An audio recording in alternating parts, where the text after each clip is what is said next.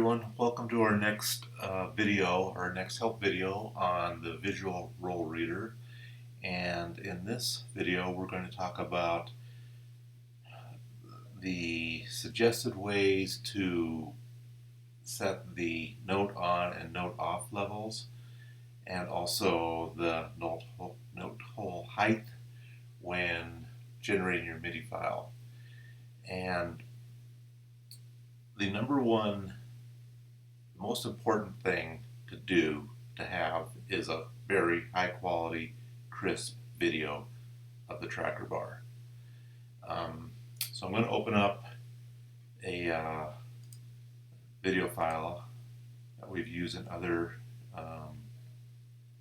demonstrations. And so this is an 88 note tracker bar for a ragtime Nickelodeon. It's a build-up Nickelodeon. And when there's paper over this tracker bar, the holes are obviously hidden like they're supposed to be, but they are still visible. And let's go to a random frame. And as you can see, you can still see the holes, and when there's a hole in the paper, it is darker. But the way the app works is it analyzes brightness differences.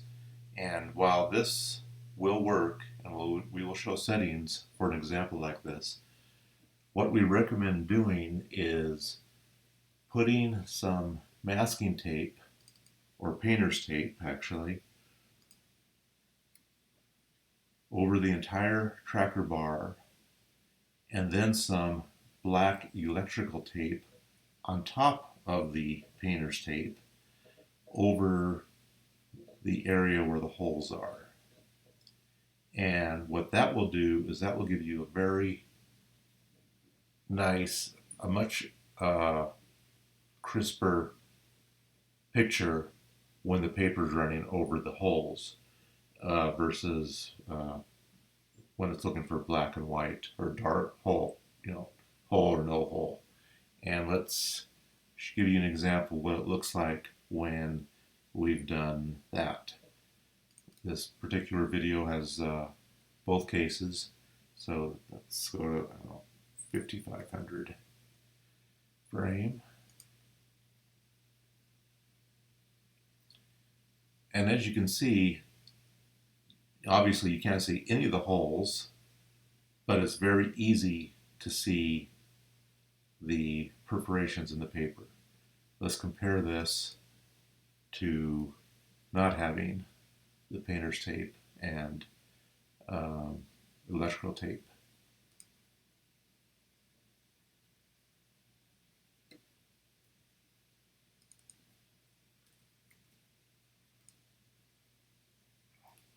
So, having said that, and knowing people are lazy, we know a lot of people will want to do it without going to the effort of putting on the masking tape or the painter's tape and the electrical tape. So, after we show you how to calibrate it for the example where there's painter tape and electrical tape, we will also show you how to calibrate it at least in this case, when there is no painter tape. You'll see that it is much more difficult because the settings have to be much finer, but it's still doable. So anyway, let's go back to frame 1. And actually, let's load our calibration file, and we'll load the same one that we loaded in a previous example. And that's test 1. And so you can see we've got the calibration set properly. And so now we will go to the beginning of the song where there is painter's tape and the electrical tape on the tracker bar. And so that's going to be at about, I don't know, 4,000.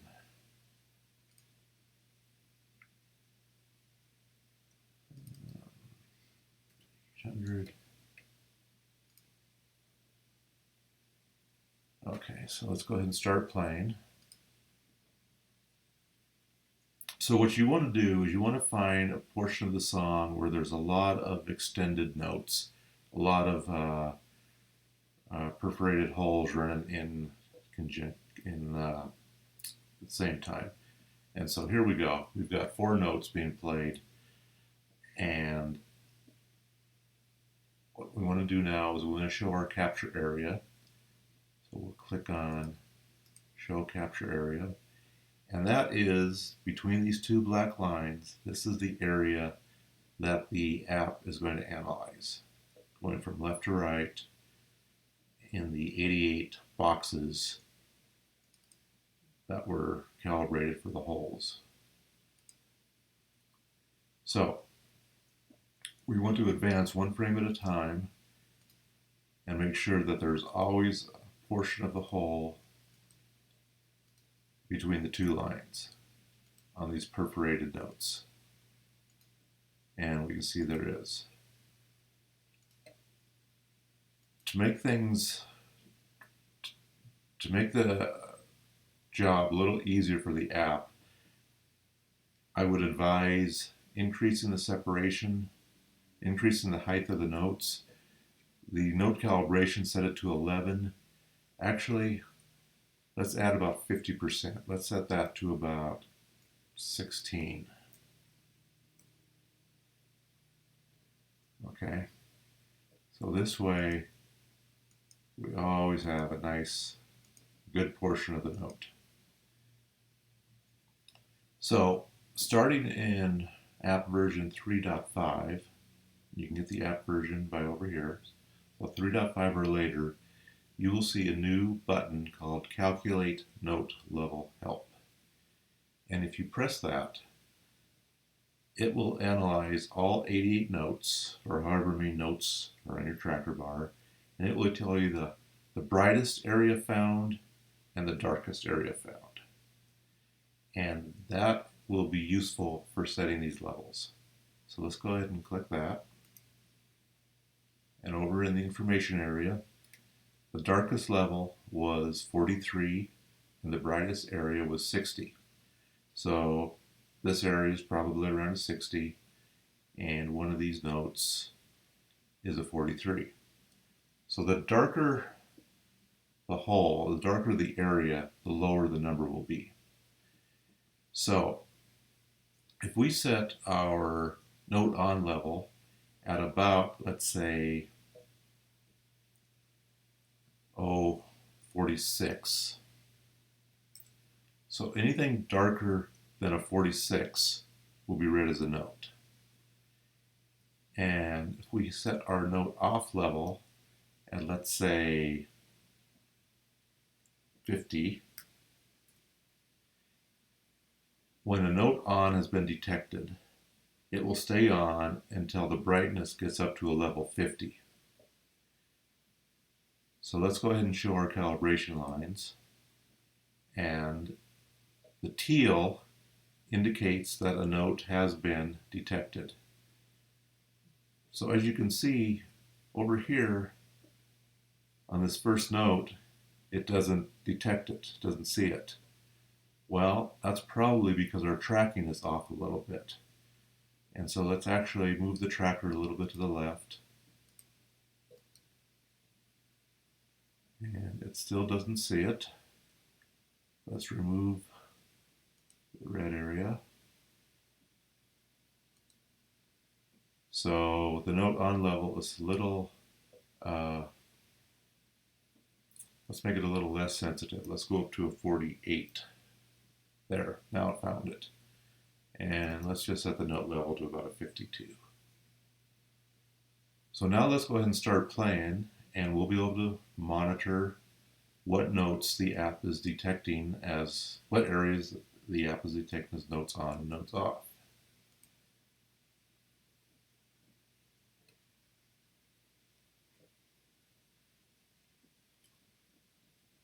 So it looks like it's doing a pretty good job with those values.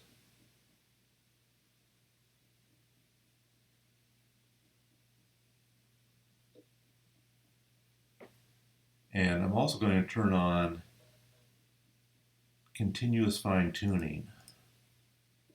And what that does is that always analyzes where the holes are in relation to the tracking area. And if the notes start to get off a little bit because the paper's moving left or right, it will automatically move the tracker bar left or right. And you can see how it is making minor adjustments as it's playing. So I think we did a pretty good job. We found the right level for the notes on and off.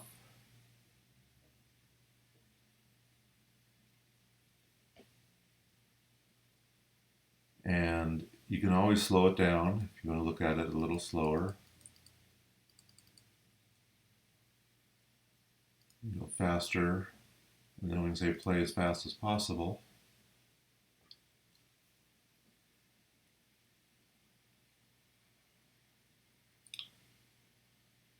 So that is it. That is how you calculate the note on, note off levels, as well as adjusting the height for analyzing a roll.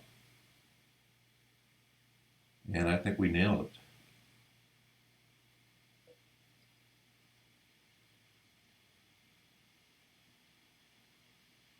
Obviously, if you see any false positives or false negatives, oh, we just saw a negative. I just saw one.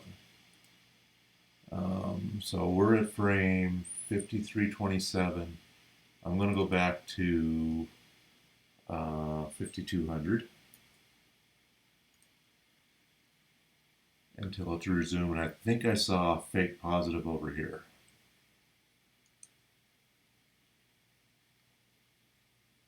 Let's just look at that right area while it's playing. Yep, right there. So I can back up the frames.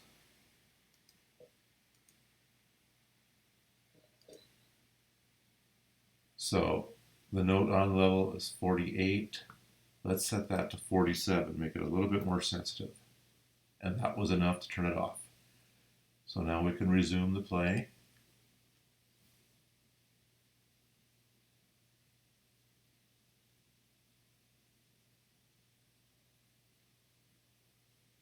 In reality, that false positive would not have mattered because what is note 88?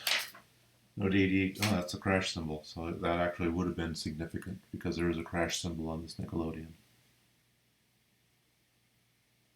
Or actually, there's not a crash symbol. There's just a regular symbol. So we wouldn't be encoding that hole anyway. But so anyway, that's how we can do it when there's you're using painter's tape and electrical tape over the tracker hole.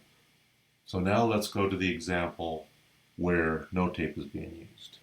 Let's go ahead and pause this. And we'll go back to the roll where there's no painter's tape and no electrical tape.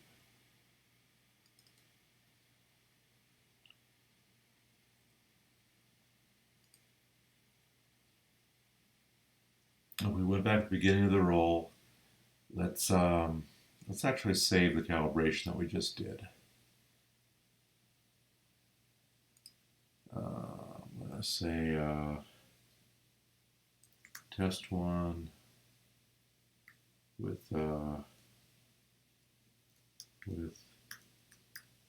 electrical tape.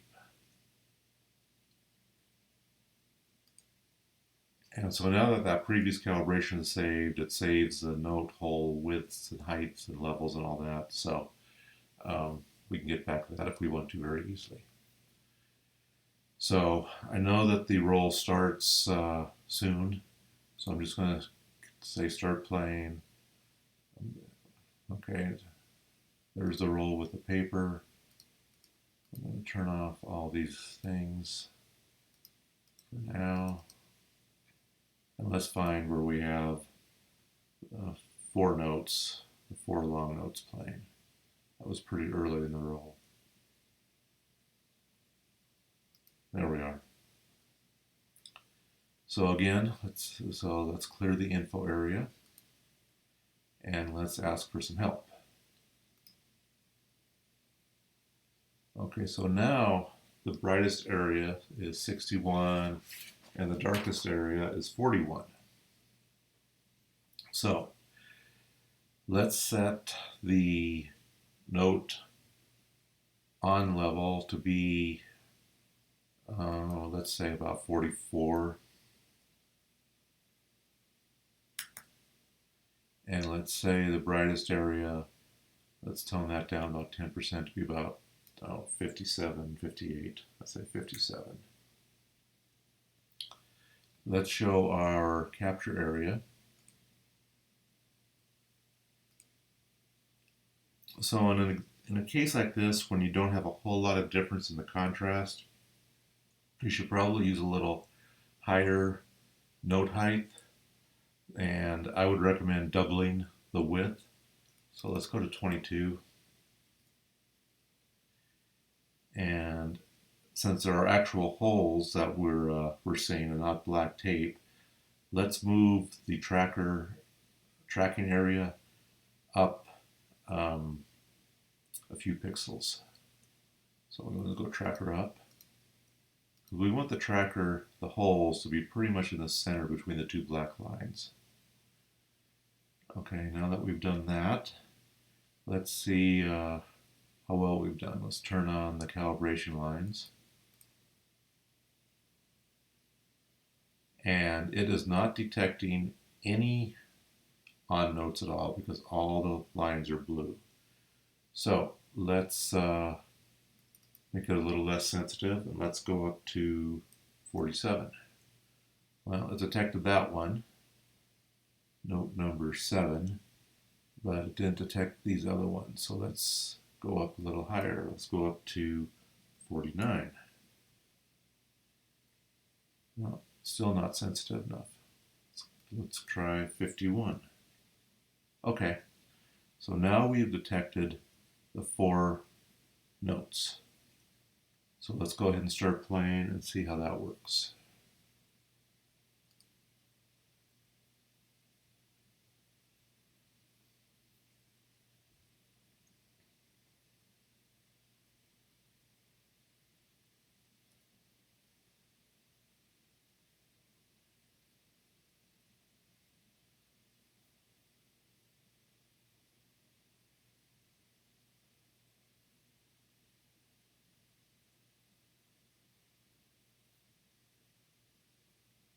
So just by watching it, I can see the note offs are not occurring quite as quickly as they should be.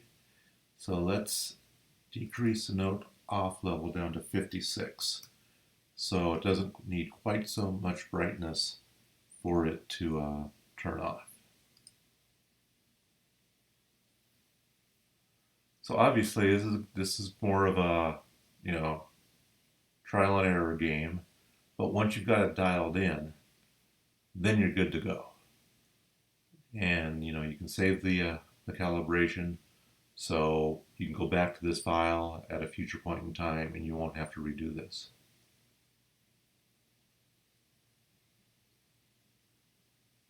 Oh, let's go ahead and turn on continuous fine tuning as well. That'll help. But I haven't seen any errors.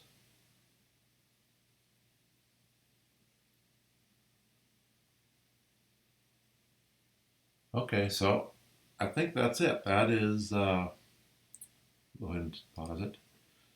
That is a demonstration of how you set your note hole height, note on and off levels. You could obviously also play with the width, but with the new tracker bar calibration algorithms, you really shouldn't need to mess with that very much. And that's it. So that's it for this video. The next video we'll talk about is how to actually program the app for generating the MIDIs. the MIDI notes.